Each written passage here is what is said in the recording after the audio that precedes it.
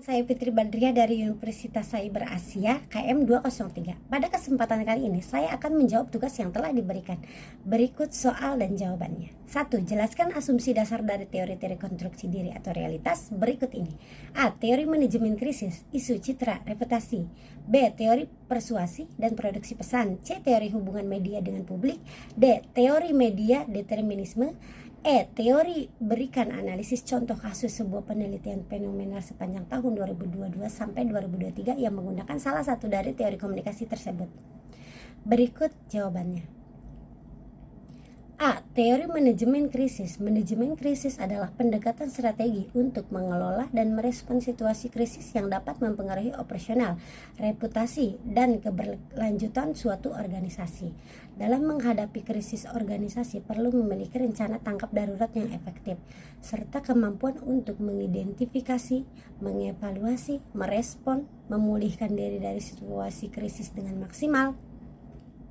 1. Identifikasi krisis. Tahap pertama dalam manajemen krisis adalah identifikasi krisis. Organisasi perlu memiliki sistem yang baik untuk mendeteksi adanya sesuatu yang berpotensi memunculkan krisis yang merugikan. Hal ini bisa dilakukan melalui pemantauan lingkungan eksternal, analisis risiko, dan komunikasi yang efektif dengan berbagai pihak terkait.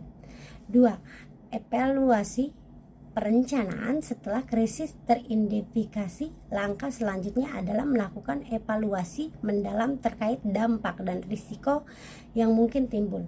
Organisasi perlu menganalisis sumber penyebab dan dampak krisis secara menyeluruh untuk dapat membuat perencanaan tanggap darurat yang efektif. Perencanaan ini mencangkup langkah-langkah konkret yang akan diambil untuk mengatasi krisis dan meminimalkan kerugian yang mungkin terjadi.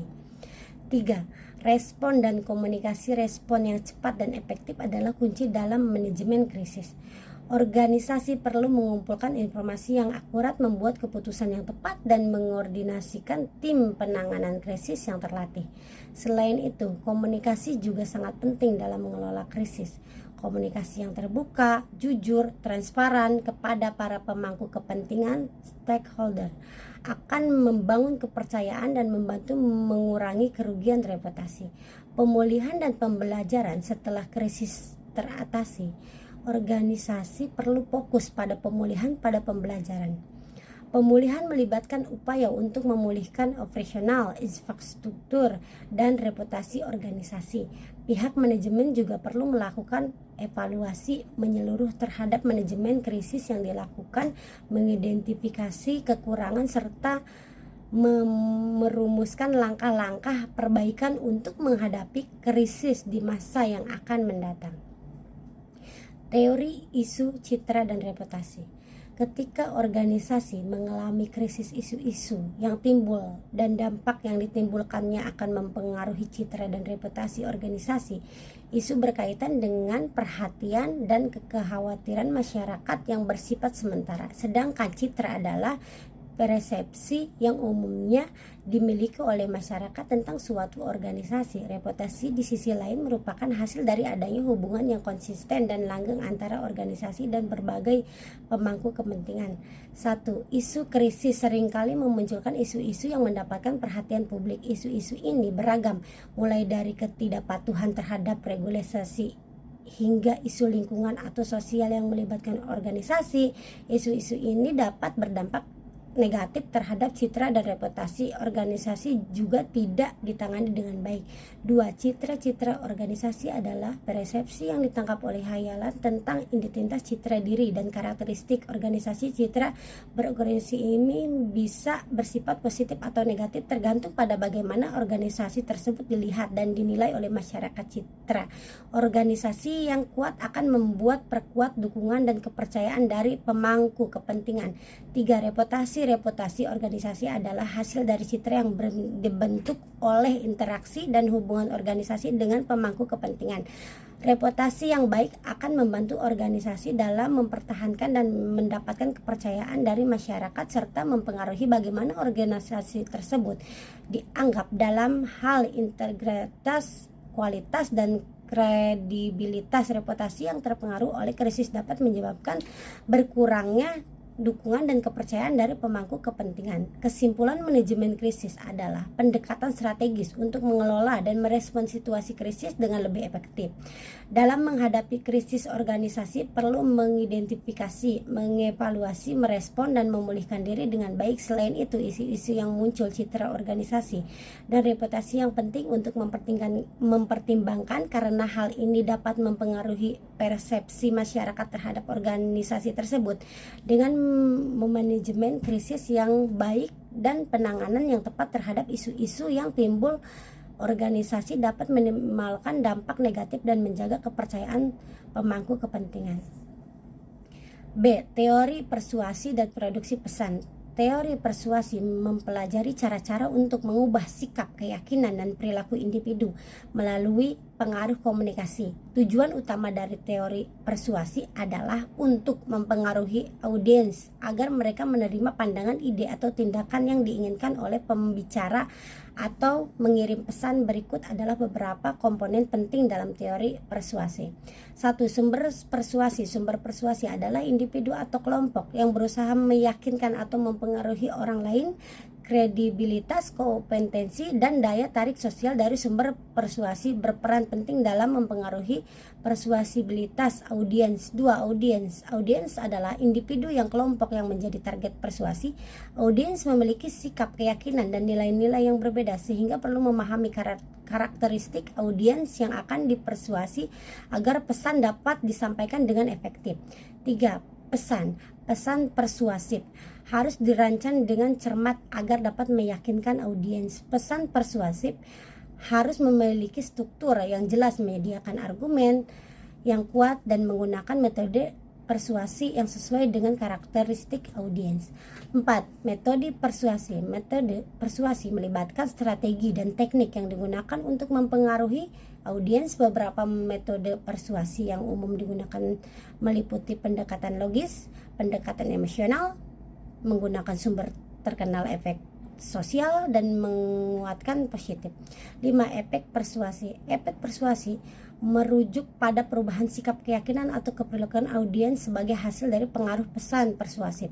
Efek ini dapat bersifat jangka pendek atau berkelanjutan tergantung pada efektif pesan, karakteristik audiens, dan konteks komunikasi. Produksi pesan merupakan proses menciptakan pesan yang akan disampaikan kepada audiens. Proses produksi pesan ini melibatkan beberapa langkah penting. Yang pertama, tujuan komunikasi. Langkah pertama dalam produksi pesan adalah menetapkan tujuan komunikasi yang jelas. Tujuan komunikasi ini akan membantu mengarahkan strategi komunikasi dan isi pesan. 2. Analisis audiens. Analisis audiens dilakukan untuk memahami karakteristik, kebutuhan, dan keinginan audiens yang akan dituju. Pemahaman ini akan membantu dalam memilih bahasa, gaya, konten pesan yang relevan dan menarik bagi audiens. 3. Perumusan pesan. Perumusan pesan melibatkan pemilihan kata-kata, struktur, dan konten yang efektif untuk menyampaikan pesan yang diinginkan. Pesan harus jelas, berfokus, dan berdaya persuasif untuk mempengaruhi audiens. 4. Gaya dan rancangan. Gaya dan rancangan pesan juga penting untuk mempertimbangkan pemilihan gaya, bahwa visual audio akan mempengaruhi cara audiens menerima dan memahami pesan. Rancangan grafis dan visual yang menarik juga dapat meningkatkan daya tarik pesan. 5. Pengujian dan evaluasi. Sebelum pesan akhir disampaikan kepada audiens, penting untuk menguji dan mengevaluasi pesan tersebut. Pengujian pesan dapat melibatkan uji coba terhadap sejumlah audiens target untuk memastikan pesan efektif. Evaluasi dapat dilakukan dengan memonitor respon audiens dan mengumpulkan umpan balik untuk peningkatan pesan di masa depan. Kesimpulan teori persuasi membahas tentang bagaimana mengubah sikap, keyakinan, dan perilaku individu melalui pengaruh komunikasi. Produksi pesan adalah proses penciptaan pesan yang efektif untuk mencapai tujuan komunikasi dengan memahami teori persuasi dan memperhatikan langkah-langkah produksi pesan yang tepat. Kita dapat mempengaruhi audiens secara lebih efektif dan merancang pesan yang persuasif. C. Teori komunikasi. Media dengan publik adalah sebuah teori yang menyelidiki interaksi antara media massa dan publik. Teori ini mencoba menjelaskan bagaimana media dan publik saling mempengaruhi dan berinteraksi satu sama lain dalam proses komunikasi massa. Teori ini memiliki beberapa asumsi dasar, antara lain publik sebagai konstruk sosial. Teori ini menganggap publik sebagai konstruk sosial yang berbentuk oleh interaksi antara individu yang memiliki kepentingan, kebutuhan, dan pemandangan yang serupa terhadap isu-isu tertentu. Publik juga merupakan penerima informasi dan memiliki kemampuan untuk mempengaruhi media. 2. Media sebagai pengontrol. Teori ini mengasumsi bahwa media massa memiliki kekuatan yang mengendalikan atau mempengaruhi publik melalui pesan-pesan yang disampaikan. Media ini dapat memiliki informasi apa yang akan disajikan dan bagaimana cara menyajikannya, sehingga memiliki dampak pada persepsi, sikap, dan perilaku publik. 3. Simetri atau asimetri. Teori ini mengakui bahwa hubungan antara media dengan publik adalah bersifat simetris atau asimetris. Hubungan asimetris terjadi ketika media di publik saling berbagi pengaruh dan saling mempengaruhi, sedangkan hubungan asimetris terjadi ketika salah satu pihak memiliki kekuatan yang lebih dominan dalam mempengaruhi pihak lain. Dan juga berikut adalah beberapa konsep dalam teori hubungan media dengan publik. Agenda setting. Konsep ini mengacu pada kemampuan media massa untuk menentukan topik-topik yang menjadi perhatian publik. Media memilih dan memberi perhatian lebih pada isu-isu tertentu sehingga mempengaruhi apa yang dipercaya dalam dianggap penting oleh publik. 2. Framing. Konsep ini berkaitan dengan cara media massa mengemas atau mempresentasikan berita atau informasi dalam kerangka berpikir tertentu. Media memilih sudut pandang framing atau kerangka berita yang dapat mempengaruhi persepsi publik terhadap suatu isu. 3. Pengaruh media. Hubungan antara media dan publik dapat mempengaruhi pendapat, sikap, dan perilaku publik. Media massa memiliki kemampuan untuk membentuk opini publik melalui pengaruhnya terhadap persepsi dan interpretasi terhadap informasi yang disampaikan. 4. Partisipasi publik. Teori ini juga menekankan pentingnya partisipasi publik dalam proses komunikasi massa. Publik memiliki kemampuan untuk mempengaruhi media melalui tanggapan, interaksi, dan partisipasi aktif dalam menyampaikan pandangan mereka. Penerapan teori hubungan media dengan publik dalam praktik dapat membantu para profesional media seperti jurnalis atau PR public relation dalam memahami dan merencanakan komunikasi yang efektif dengan publik yang menjadi target mereka. Selain itu juga dapat membantu publik dalam mengembangkan keterampilan dalam mengonsumsi media massa dengan lebih kritis dan sabar, serta berpartisipasi dalam perdebatan dan perubahan sosial yang mediasi oleh media. D. Teori media determinisme. Teori media determinisme adalah pendekatan teori yang menyatakan bahwa media massa memiliki peran sentral dalam menentukan perkembangan dan perubahan sosial. Teori ini sebagai besar berasal dari pemikiran Marcel Mcluhan, seorang pakar media dan teoritikus komunikasi. Pada dasarnya, teori media determinisme pendapat bahwa media massa memiliki pengaruh dominan dan menentukan terhadap masyarakat dan budaya. Media dianggap sebagai faktor utama yang membentuk persepsi individu, pemikiran, dan tindakan mereka. Beberapa poin penting dalam teori media determinisme antara lain: 1. Perubahan media sebagai katalisator perubahan sosial. Teori ini menganggap media sebagai katalisator atau pendorong utama dalam perubahan sosial. Mcluhan percaya bahwa perkembangan teknologi media seperti percetakan, radio, televisi, dan internet memberikan kontribusi signifikan terhadap transformasi budaya dan sosial. 2. Perubahan waktu dan ruang. Teori media determinisme mengklaim bahwa media massa membawa perubahan dalam persepsi waktu dan ruang. Media memperpendek jarak geografis dan merubah cara kita mengalami waktu. Misalnya, televisi memungkinkan kita untuk mengalami peristiwa secara instan dan melintasi ruang dengan cepat melalui berita dan program. 3. Media sebagai ekstensi manusia. Mcluhan juga berpendapat bahwa dia merupakan ekstensi manusia yang meluaskan kapasitas manusia dalam berkomunikasi dan berinteraksi. Misalnya, percetakan merupakan ekstensi tangan manusia memungkinkan penyebab informasi dalam jumlah besar. Radio dan televisi merupakan ekstensi suara dan mata, kemungkinan komunikasi audiovisual dalam skala yang lebih luas. Dampak media pada pikiran dan persepsi. Teori ini menekankan bahwa media massa dapat mempengaruhi pemikiran dan persepsi manusia. Media membentuk cara kita memahami dunia, membangun kerangka berpikir dan mengetahui cara kita memandang suatu isu atau peristiwa. MC Luhan mengatakan bahwa media adalah pesan, artinya cara pesan disampaikan dengan menggunakan media tertentu juga memiliki pengaruh dan yang signifikan pada cara kita memahami pesan tersebut. Namun perlu diingat bahwa teori media determinisme juga diperdebatkan oleh banyak teoritikus lainnya. Beberapa kritik terhadap teori ini adalah ketidakraktiran pada faktor-faktor lain mungkin mempengaruhi perkembangan sosial seperti politik, ekonomi, dan struktur sosial.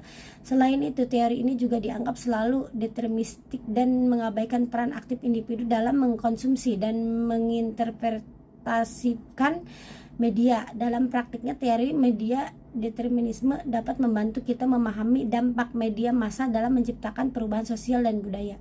Hal ini dapat menjadi landasan untuk melihat bagaimana media mempengaruhi cara kita berkomunikasi, berpikir, bertindak, serta bagaimana kita dapat mengelola, mengkritisi penggunaan media dalam kehidupan kita sehari-hari. Kasus dalam teori manajemen krisis isu citra dan reputasi. Saya coba mengambil contoh kasus yang sempat viral pada bulan Agustus 2002 di mana salah satu karyawan dari kawan lama grup mendapatkan pelecehan seksual. Sempat trending di Twitter dan ramai diperbincangkan pada Instagram dan TikTok. Tentu hal tersebut sangat mempengaruhi citra dan reputasi dari nama baik kawan lama grup. Merespon beredarnya kabar tersebut, pihak kawan lama grup menyatakan bahwa melakukan investigasi secara internal. Pihak kawan lama grup menyatakan tindakan pendisiplinan akan diterapkan jika terbukti ada pelanggaran sebagai standar perilaku bisnis SPB dan peraturan perusahaan. PP kawan lama grup merupakan perusahaan yang bergerak dalam banyak sektor dan bidang. Tentunya dengan isu pelecehan seksual salah satu karyawannya akan membuat citra kawan lama grup dipertanyakan secara kredibilitasnya. Tak lama setelah viral, kawan lama grup mencoba mengembalikan reputasi sementara mereka dengan membuat statement di sosial media mereka bahwa kawan lama grup memiliki aturan norma yang jelas dalam SPB dan PP yang melarang segala bentuk tindakan pelecehan seksual. Tindakan pendisiplinan akan dilakukan untuk perilaku yang melanggar SPB, terutama bagi siapa saja yang terbukti melakukan pelecehan seksual di lingkungan perusahaan, tegas mereka. Seperti diketahui, kawan lama grup juga menyatakan siap mendukung langkah-langkah penyelesaian yang akan dilakukan bersama korban. Kawan lama grup mendukung langkah-langkah penyelesaian masalah tersebut dan akan bekerja sama dengan korban karyawan lama grup. Untuk proses lebih lanjut, tutup kawan lama grup dalam pernyataannya. Terlihat bagaimana teori manajemen krisis isu citra dan reputasi terhadap dalam kasus atau fenomena tersebut, di mana saat ada krisis yang timbul karena sebuah isu segera ditanggulangi dengan citra yang coba dibangun oleh statement kawan lama grup untuk mencoba menjaga reputasi agar tetap baik. 2. Jelaskan secara detail 3 teori komunikasi dalam kajian media dan halayak disertai dengan contohnya, serta teori komunikasi dalam tradisi kritis. Jawaban. 1. Teori efek media. Teori media adalah pendekatan dalam kajian media yang berfokus pada pengaruh media massa terhadap pemikiran, sikap, dan perilaku halayak. Teori ini memandang media massa sebagai agen yang kuat dalam mempengaruhi halayak secara langsung. Contoh dan teori efek media adalah teori cultivation theory oleh George Girbener. Teori ini berpendapat bahwa tontonan televisi jangka panjang dapat mempengaruhi persepsi individu terhadap realitas sosial. Misalnya, jika seorang terpapar secara berulang pada jenis konten yang menampilkan kekerasan, mereka mungkin mengambil sikap yang lebih cenderung menganggap kekerasan sebagai bagian yang biasa dalam kehidupan sehari-hari. Teori yang kedua, teori uses and gratification. Teori uses dan gratification berfokus pada pandangan mengapa dan bagaimana halayak memilih dan menggunakan media massa dalam kehidupan sehari-hari mereka. Teori ini melihat halayak sebagai aktor yang aktif dalam memilih dan mengkonsumsi media yang mereka anggap memenuhi kebutuhan dan keinginan mereka. Contohnya adalah seorang memilih untuk menonton film komedi untuk mendapatkan hiburan atau membaca berita online untuk memperoleh informasi terkini. Teori ini menekankan bahwa halayak memiliki peran aktif dalam memilih, menggunakan, dan memaknai media massanya.